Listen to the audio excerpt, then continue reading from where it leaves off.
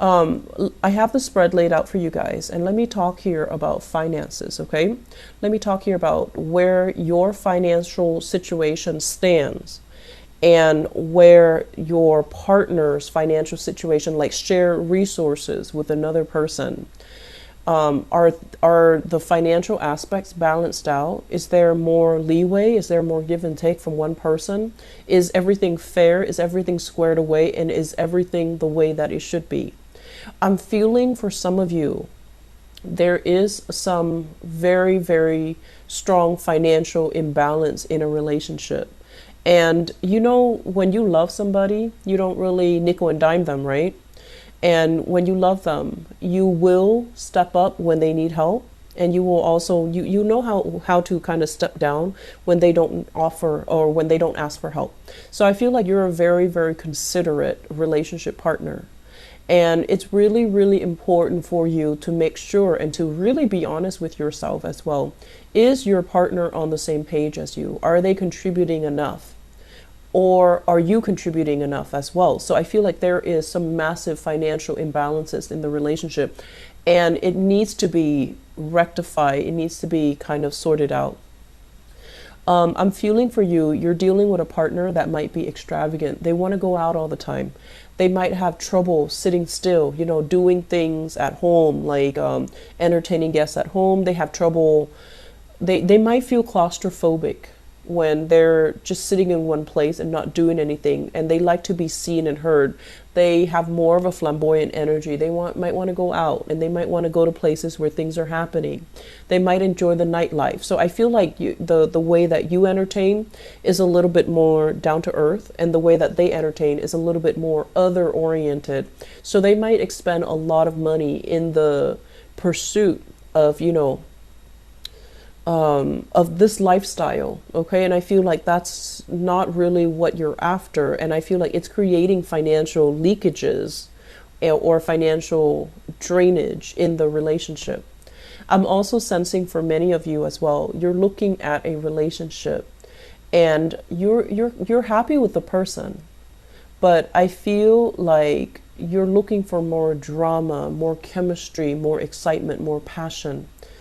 And you might have had that very dramatic, theatrical relationship in the past, and you're longing for that. And so you're kind of comparing, you know, that past relationship with your current relationship. And it's not really meeting your expectations in terms of what drama, chemistry, passion is supposed to be like. It's okay, but it's not the optimal best. And you're kind of looking at it like, I care about them, but I don't see myself marrying them. I don't see myself settling down with them, and I don't see myself having a stable relationship with them. And I'm also feeling as well, if you are in a marriage situation, the relationship, there's a lot of love, but it feels like something is stale. It feels like the passion, the chemistry, the excitement is not there. And I would advise you, you know, during the Mercury retrograde period, and it's going to continue until the 23rd of December, reassess things, but don't jump the gun. Don't make any drastic decisions, because there will be a lot of reversals when Mercury goes direct, where you're going to regret these things, where you're also going to feel like the decision was made prematurely. Okay, so it's okay to ruminate and think about these things and be realistic, because in Mercury retrograde time frames, we also have very, very profound and deep insights into things that we otherwise might have swept under the rug during different times of the year. So I'm feeling here for you, ultimately, I feel many of you are going through this major maturation process where you're I want to say like reinventing, re-identifying what a good relationship means. And I feel like for you, you can grow to love another person if you respect their financial decision. If someone is very financially sensible, they might not be the most passionate, the most attractive, the most striking, gorgeous human being. But if they're very practical, if they're very, if they say they're going to do something and they follow through with it, if they're very pragmatic, if they're very sensible, you're okay with that. And I feel like some of you are just like, I want that sensible person more than I want that passionate, exciting person. So you're really redefining what you want in a partnership. And you're redefining as well, you want that balance and give and take. You don't want to be the one that kind of pushes the relationship along. You don't want to be the one that the burden of the responsibility of the relationship always falls on you. Like you're the person that has to move things, churn things, and get things moving and kind of support your partner. You don't want to do that anymore. And so you want somebody who's on the same page, and you're really thinking about, I'd rather have that really pragmatic, stable relationship. In the past, I might have wanted this type of people. Now I'm looking for a different type. And I want somebody to be on my same page, on my same vibration. And so I feel like you're coming into, the next 2 weeks really clear and vocal about what you will or will not accept. I also feel this element here about having, temptation, like being pulled into temptation from the past, okay? And I feel for many of you, a fire sign here. So this is a Sagittarius, Aries, Leo, someone who's very, very adventurous and someone who's really, really just attractive and exciting, and every moment with them makes you feel alive. But I feel like, it can feel very, very draining, tiring further down the line. I'm also feeling as well a Capricorn, Taurus, or Virgo. Capricorn, Taurus, Virgo, where I feel like with this Capricorn, Taurus, Virgo, there was a lot of incompatibilities, but I feel like the two of you, there's great chemistry.